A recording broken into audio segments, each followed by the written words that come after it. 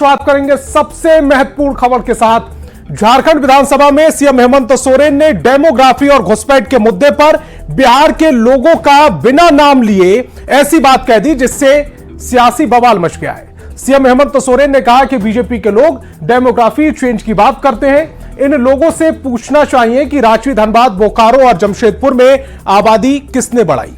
हेमंत के बयान पर बिहार के नेताओं ने नाराजगी जताई है। बड़ा सवाल यह है कि झारखंड में बांग्लादेशियों से बिहार के लोगों की तुलना क्यों की जा रही है।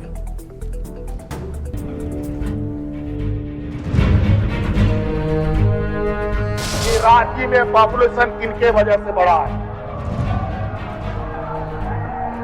धनबाद में किसके वजह से बढ़ा है, जमशेदपुर में किसके वजह से बढ़ा है, बोकारो में किसके वजह से बढ़ा है। झारखंड में बांग्लादेशी घुसपैठ और डेमोग्राफी चेंज का मुद्दा गरमाया हुआ है। डेमोग्राफी चेंज और बांग्लादेशी घुसपैठ पर उठ रहे सवालों के बीच ये बड़ा बयान झारखंड के मुख्यमंत्री हेमंत सोरेन का है, वो भी विधानसभा में दिया गया। हेमंत सोरेन ने बिना बिहार का नाम लिए ऐसी बात कह दी जिससे सियासी बवाल मच गया। आवागमन जो है इस तरीके का अध्यक्ष महोदय, या तो हवा से होता है, या तो पानी से होता है अध्यक्ष महोदय, या तो जमीन से होता है। सीएम हेमंत सोरेन ने कहा कि रांची में पॉपुलेशन किनकी वजह से बढ़ा है, धनबाद में किसकी वजह से बढ़ा है, जमशेदपुर में किसकी वजह से बढ़ा है, बोकारो में किसकी वजह से बढ़ा है। जो विषय ये लेकर आते हैं घुसपैठिए बांग्लादेशी। सीएम हेमंत सोरेन ने बिहार के लोगों का नाम नहीं लिया, लेकिन उनका इशारा बिहार के लोगों की तरफ ही था, क्योंकि झारखंड में बिहार के लोगों की बड़ी आबादी है और इंडिया अलायंस के नेता बिना नाम लिए बिहार के लोगों की तुलना बांग्लादेशियों से करते हैं। इससे पहले कांग्रेस विधायक शिल्पी नेहा तिर्की ने भी बांग्लादेशी घुसपैठियों की तुलना बिहार से कर दी थी। शिल्पी नेहा तिर्की का बयान भी सुन लीजिए। इन लोगों ने यहाँ के आदिवासी मूलवासी को कहीं कोना खोमचा स्लम्स में ढकेल के रख दिया है। डेमोग्राफी चेंज का यहाँ क्यों नहीं बात करते। रामगढ़ में आज मुखिया कौन बनता है, बिहारी लोग बनते हैं, बिहार से आके। वो सब चीजें नहीं दिखती हैं इनको। शिल्पी नेहा तिर्की और हेमंत सोरेन के बयान पर बिहार में सियासी माहौल गर्म है। बिहार के डिप्टी सीएम सम्राट चौधरी ने सीएम हेमंत सोरेन पर वोट बैंक और तुष्टीकरण की राजनीति का आरोप लगाया। साथ ही कहा कि जो लोग बिहार की तुलना बांग्लादेशी घुसपैठियों से कर रहे हैं वे भारत के नागरिक नहीं हो सकते। एकदम ये तुष्टीकरण है। तुष्टीकरण के चक्कर में बांग्लादेशी हिंदुस्तानी नहीं हो सकता है। इसको 1947 में ही हिंदुस्तान और पाकिस्तान हो चुका है। अब कौन है उसको हिंदुस्तानी बना सकता। वहीं जेडीयू नेता केसी त्यागी ने हेमंत सोरेन को इस तरह की भाषा का इस्तेमाल न करने की नसीहत दी। इस भाषा को तो महाराष्ट्र में, पंजाब में और कई जगहों पर लोग बोल करके बिहारियों का अपमान करते रहते हैं। हेमंत सोरेन को इससे दूरी बचा करें। सवाल है कि झारखंड में बांग्लादेशियों से बिहार के लोगों की तुलना क्यों हो रही है, क्योंकि झारखंड भारत का हिस्सा है और संविधान बिहार समेत देश के हर नागरिक को किसी भी राज्य और क्षेत्र में बसने की इजाजत देता है, लेकिन बांग्लादेशियों को नहीं। न्यूज 18 के लिए रांची से अविनाश कुमार, पटना से आनंद अमृतराज और दिल्ली से अमितेश सिंह के साथ ब्यूरो रिपोर्ट। और सुपौल से बड़ी खबर मिल रही है। खनन विभाग की टीम पर हमला हुआ है। त्रिवेणीगंज के पास लक्ष्मीनिया में वारदात को अंजाम दिया गया। अवैध बालू खनन रोकने पहुंची थी टीम, जिस पर हमला किया गया है। बालू माफियाओं ने लोगों के साथ मिलकर हमला कर दिया। होमगार्ड के जवान समेत 6 लोग जख्मी बताए जा रहे हैं। तो बड़ी खबर इस समय सुपौल से हम आपको बता रहे हैं, जहां पर खनन विभाग की टीम पर हमला किया गया है। त्रिवेणीगंज के पास लक्ष्मीनिया एक जगह है जहां पर यह वारदात को अंजाम दिया गया, हमला किया गया है। अवैध बालू खनन रोकने पहुंची थी टीम। बालू माफिया ने लोगों के साथ मिलकर यह हमला कर दिया। होमगार्ड के जवान समेत 6 लोग जख्मी बताए जा रहे हैं। तो सुपौल से इस वक्त की बड़ी खबर हम आपको बता रहे हैं, जहां पर खनन विभाग की टीम पर हमला किया गया है। त्रिवेणीगंज के पास लक्ष्मीनिया एक जगह है जहां पर इस घटना को अंजाम दिया गया, हमला किया गया है। अवैध बालू खनन रोकने पहुंची थी टीम, जिस पर हमला कर दिया गया। बालू माफियाओं ने लोगों के साथ मिलकर टीम पर हमला किया और अमित हमारे संवाददाता ज्यादा जानकारी के साथ फोन लाइन पर जुड़ रहे हैं। अमित, क्या पहले से घात लगाकर बैठे थे अपराधी? हमला किस तरह से किया है? कितने लोग जख्मी हैं और जो लोग जख्मी हैं उनकी स्थिति इस समय कैसी है? देखिए, सीएम के जनता दरबार में एक जयप्रकाश यादव नाम के व्यक्ति ने आवेदन दिया था कि उस इलाके में अवैध खनन हो रहा है, जो काफी लंबे समय से हो रहा था। और इसी आवेदन के आलोक में खनन इंस्पेक्टर इकबाल हुसैन वहां पर जांच करने गए। वो जैसे ही जांच कर रहे थे और वो फोटो खींच रहे थे और ट्रैक्टर को, अवैध बालू को जब्त करना चाह रहे थे, इसी दौरान वहां पर उन पर हमला कर दिया गया। उन्हें दौड़ा कर पीटा गया। इसी दौरान उसके 4 जवान जो उनके साथ थे, होमगार्ड के 4 जवान, वो जख्मी हुए हैं। उनको हल्की चोटें आई हैं और खनन इंस्पेक्टर के सर में भी चोटें आई हैं। वह बहुत बड़ी चोट नहीं कही जा सकती है, लेकिन हल्की चोटें आई हैं। लेकिन ये इस घटना ने साबित कर दिया है कि अवैध खनन करने वाले लोग आखिरकार प्रशासन को भी अब तक। अमित, जैसा आप बता रहे हैं कि खनन इंस्पेक्टर वहां पर पहुंचे थे, उन्हें दौड़ा कर पीटा गया और जो होमगार्ड भी थे उनको भी पीटा गया है, तो क्या वहां पर स्थानीय लोग मौजूद नहीं थे? उन्होंने बीच बचाव करने की कोशिश नहीं की? जो बदमाश प्रवृत्ति के लोग हैं उन्हें समझाने की कोशिश नहीं की गई? देखिए, खनन इंस्पेक्टर जो बता रहे हैं उस हिसाब से उस इलाके में जिस अवैध खनन हो रहा था उनका बड़ा नेटवर्क होता है। ग्रामीण भी कहीं ना कहीं बहुत सारे लोगों की उसमें मिली भगत होती है और जिसकी वजह से उनका विरोध करना भी ग्रामीणों के लिए भी बड़ा खतरनाक साबित हो सकता है। और जिस वजह से ये घटना हुई है, लोग चुप थे। अमित, इस तमाम जानकारी के लिए आपका बहुत बहुत शुक्रिया। और अब बात आरक्षण पर क्रेडिट की सियासत की करते हैं। तेजस्वी यादव ने सोशल मीडिया एक्स पर पोस्ट कर एक बार फिर से जातीय गणना, बिहार में बढ़े हुए आरक्षण पर क्रेडिट देने की कोशिश की है। तेजस्वी यादव ने एक्स पर पोस्ट कर लिखा है कि जातीय गणना के लिए आरजेडी ने कठिन संघर्ष किया है। महागठबंधन की सरकार में जातीय गणना हुई। 17 महीने में जातीय गणना कर आंकड़े प्रकाशित किए गए। आरक्षण की सीमा बढ़ाकर 75% तक कर दी गई। केंद्रीय गृह मंत्री से 9वीं अनुसूची में डालने का आग्रह भी किया गया।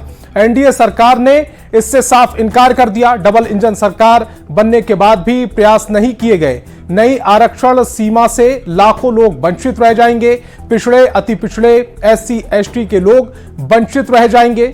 बीजेपी जेडीयू आरक्षण सीमा को 9वीं अनुसूची में डाले, देश में जातीय जनगणना करवाए, बिहार को विशेष राज्य का दर्जा दे, ये सब सत्ता के मजे ले रहे हैं।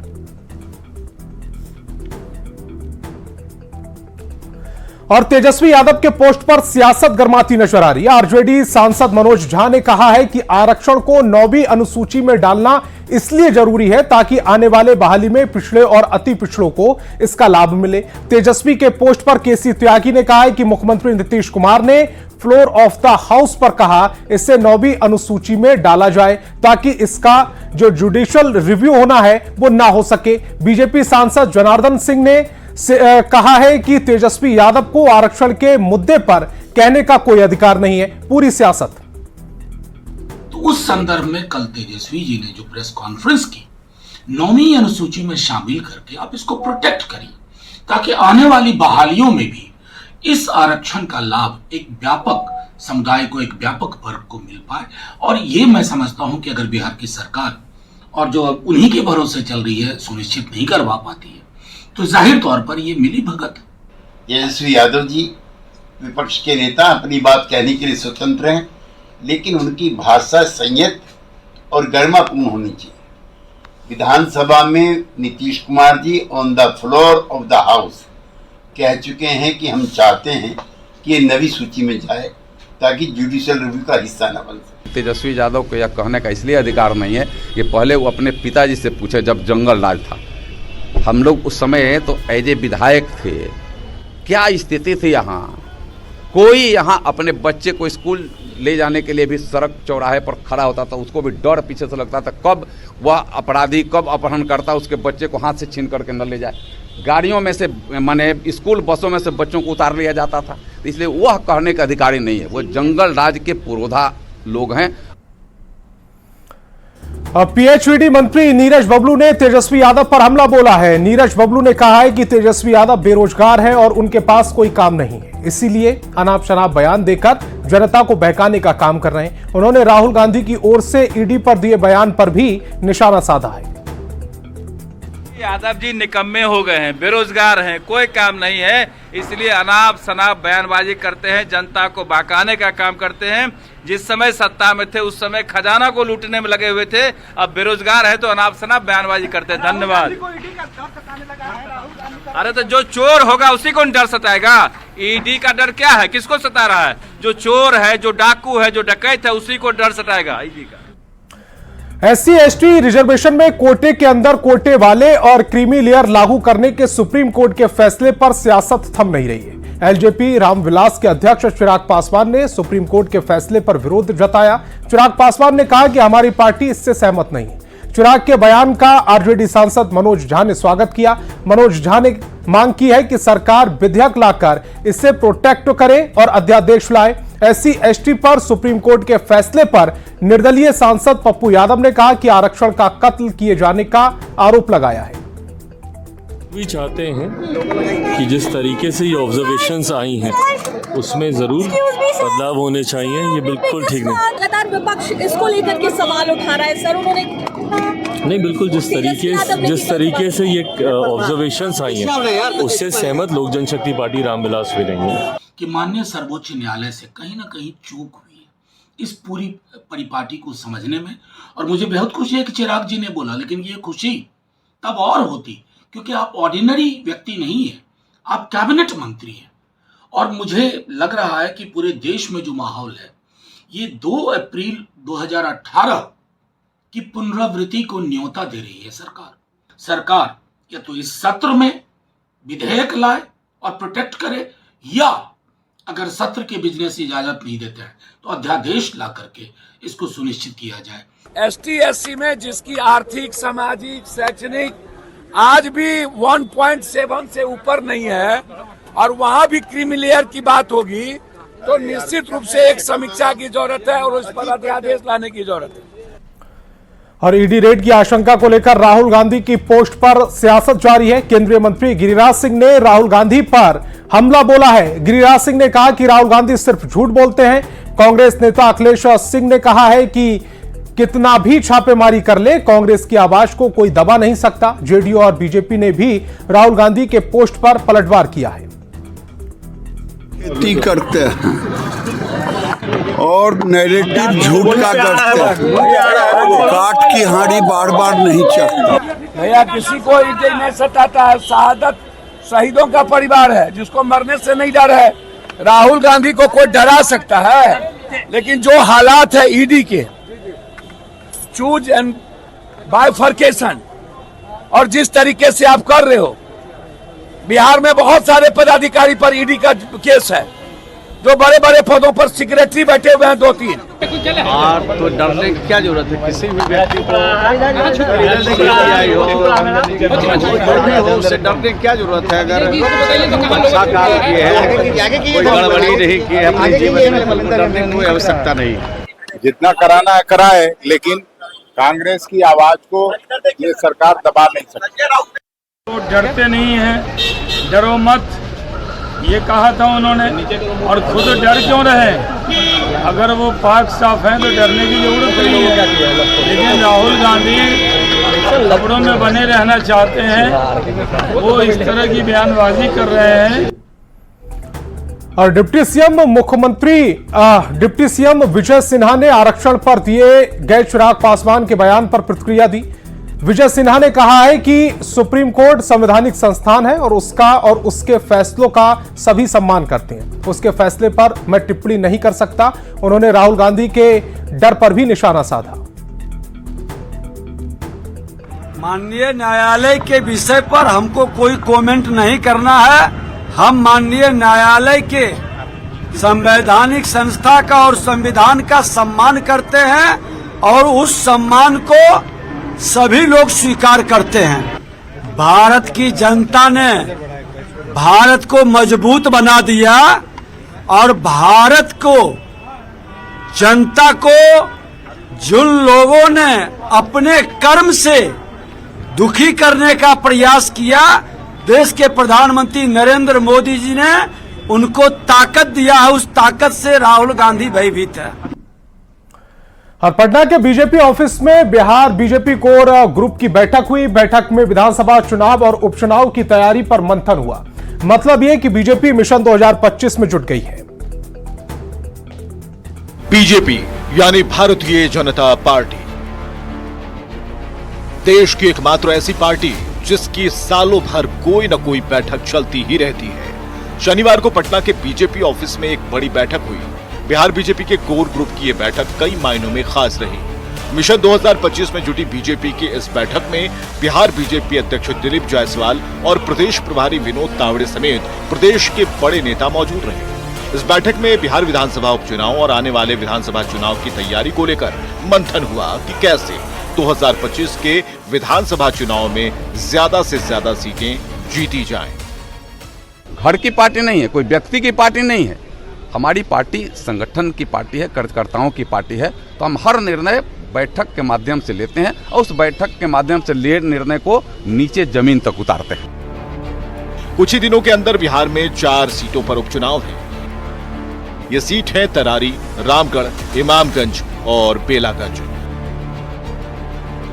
इसमें 2 सीटें तरारी और रामगढ़ से बीजेपी, जबकि बेलागंज से जेडीयू और इमामगंज से हिंदुस्तानी अवाम मोर्चा के चुनाव लड़ने की उम्मीद है। बीजेपी कोर ग्रुप की बैठक में 4 सीट पर होने वाले उपचुनाव के उम्मीदवारों के नाम पर चर्चा हुई। 4 सीटों पे उपचुनाव भी होने वाले हैं। 4 की 4 जीतेंगे और आगे 2025 में 220 से ज्यादा जीतेंगे। बीजेपी के अंदर तेज हुए बैठकों का ये दौर बताने के लिए काफी है कि पार्टी मिशन 2025 में जुट गई है और लक्ष्य रखा गया है ज्यादा से ज्यादा सीटें जीतकर एक बार फिर बिहार में एनडीए की सरकार बनाने का। न्यूज 18 के लिए पटना से शैलेंद्र कुमार की रिपोर्ट। और सीएम नीतीश कुमार ने नवादा में ककोलत जलप्रपात के नवनिर्माण का उद्घाटन किया है। ककोलत जलप्रपात उद्घाटन के बाद अब फिर पर्यटकों से गुलजार होने लगेगा। 2 साल पहले सीएम नीतीश कुमार ने ककोलत का जायजा लिया था और उस दौरान उन्होंने ककोलत के नए सिरे से बनाए जाने का वादा भी किया था। और आज सीएम नीतीश कुमार जलप्रपात के नवनिर्माण का उद्घाटन किया, जब यहां पर्यटकों को पहले से ज्यादा सुविधाएं मिल पाएंगी।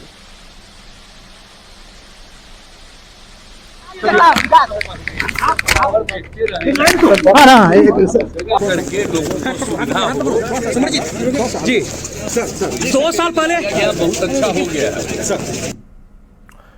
और सीएम नीतीश कुमार ने नवादा में ककोलत जलप्रपात के नवनिर्माण का उद्घाटन किया। इस मौके पर सांसद विवेक ठाकुर ने कहा कि बदलते हुए नवादा की तस्वीर अब देखने को मिल रही है और मुख्यमंत्री ने इसमें एक और अध्याय जोड़ दिया है। वहीं एमएलसी अशोक यादव और हसुआ से कांग्रेस विधायक नीतू सिंह ने नीतीश कुमार की खूब तारीफ की और कहा कि नीतीश कुमार ने जो वादा किया था वो पूरा किया। काफी एक अंधकारमय कालखंड था, लोग भूल चुके थे ककोलत को पुनर्जीवित किया गया है और इसके लिए बिहार सरकार और खास करके माननीय मुख्यमंत्री का आभार व्यक्त करते हैं। ये बहुत ही बड़ा ऐतिहासिक काम हुआ है। इसको मतलब एक अनोखा चीज हुआ। यहाँ लगातार आप देखे होंगे पूरे प्रदेश से यहाँ दर्शक लोग हमेशा गर्मी के सीजन में आते थे घूमने के लिए। इसको भी बहुत ही अच्छा पर्यटक विभाग के द्वारा जो बनाया गया है, इसके लिए मैं पूरे नवादा वासियों की तरफ से, बिहार के वासियों की तरफ से उनको धन्यवाद देता हूँ। हमारे जिला के लिए सौभाग्य की बात है कि आज लेट से ही सही, लेकिन माननीय मुख्यमंत्री जी का ध्यान आज हमारे नवादा जिला पे हुआ कि इतनी बड़ी सौगात हम लोगों को मिली। इससे हमारे जिला वासियों में बहुत खुशी है और हम लोग का पर्यटक स्थल और बढ़ेगा, जिला में आय की स्रोत बढ़ेगी, जिला के बाहरी लोग भी आके यहाँ के ककोलत जलप्रपात का आनंद उठाएंगे। बहुत खुशी का बात। नवादा में ककोलत जलप्रपात में नए निर्माण का उद्घाटन करने के बाद सीएम नीतीश कुमार बारसलीगंज पहुंचे। बारसलीगंज में सीएम ने अडानी ग्रुप की ओर से सीमेंट फैक्ट्री का निर्माण किया जा रहा है, इसी को सीएम नीतीश कुमार ने आधारशिला रखी। बियाडा की भूमि पर अडानी ग्रुप की ओर से करीब 1400 करोड़ रुपए की बजट से सीमेंट ग्राइंडेड यूनिट लगाई जा रही है। इसके मौके पर उद्योग मंत्री नीतीश मिश्रा, वन और पर्यावरण मंत्री प्रेम कुमार के साथ नवादा सांसद विवेक ठाकुर और बारसलीगंज विधायक अरुणा देवी मौजूद रहीं। अगले 2 साल में फैक्ट्री पूरी तरह से काम करने लगेगी। और मुख्यमंत्री नीतीश कुमार आज 1 दिवसीय दौरे पर नालंदा के हरनौत पहुंचे, जहां उन्होंने बिहार राज्य पुल निर्माण निगम लिमिटेड के 493.64 लाख की लागत से नवनिर्मित पुल का उद्घाटन किया। यह पुल मुख्यमंत्री क्षेत्र विकास योजना के तहत द्वारिका विगहा में बनाया गया है, जिसका मुख्यमंत्री नीतीश कुमार ने उद्घाटन किया।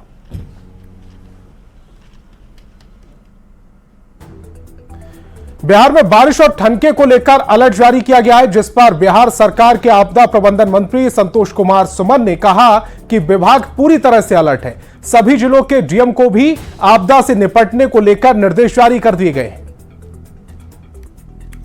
आपदा प्रबंधन विभाग इन सारे चीजों पर ध्यान रख रहा है और हम लोग समय पर लोगों को सूचित कर रहे हैं, पूर्व सूचित कर रहे हैं कि कहां पर साइक्लोन का प्रभाव होने वाला है, कहां बारिश होने वाली है, और सारे संबंधित विभाग को अलर्ट कर दिया गया है, चाहे स्वास्थ्य विभाग हो और भी विभाग जो इससे कंसर्निंग है, चाहे हमारा जल संसाधन विभाग हो, जितने विभाग हैं सबको हमने अलर्ट जारी किया और सारा विभाग मुस्तैद और सारे जिले के जिलाधिकारी के पास हर चीज़ पहले से चला जाता है और सब लोग सजग हैं, सतर्क हैं। ऐसी कोई अनहोनी होती है तो सब उसको टैकल करने